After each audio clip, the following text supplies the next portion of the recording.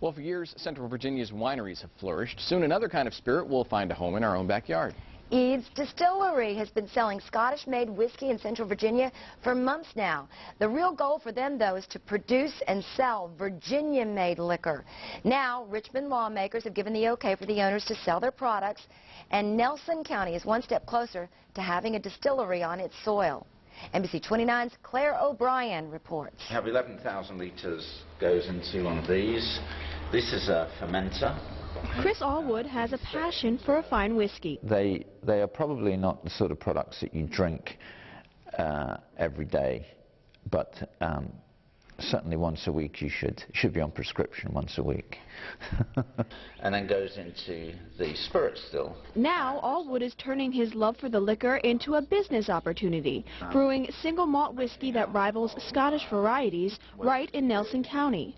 He says the foot of the Blue Ridge Mountains, with its history of whiskey making and agreeable weather, is the perfect spot to set up shop. The weather patterns here mature whiskey far quicker than they do in Scotland.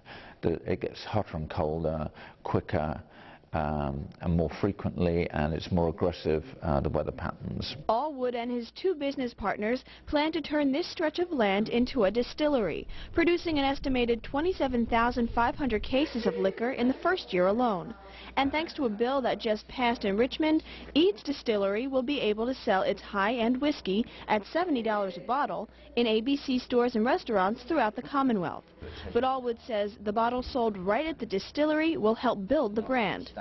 So coming into the distillery and talking to every single person about who we are and what we do and what the product is more important to us than having big advertising budget. Allwood says some of the barley for the whiskey will be grown right at Eades Distillery, but some of the crop will come from local farmers, stimulating Nelson's economy. He estimates that the distillery will generate about 50 jobs, a combination of people directly employed by Eades, its suppliers, and maintenance workers. You can see how all of a sudden, you know, the local economy and farming community are going to benefit immensely. Claire O'Brien, NBC 29 HD News. Eades Distillery should be up and running by this summer, and when all is said and done, it's going to include a visitor center, an education program. They're going to have a special events venue. Eventually, they're going to add a spa, and all of that, of course, in addition to the distillery. It also plans to host traditional Scottish Highland games and music festivals.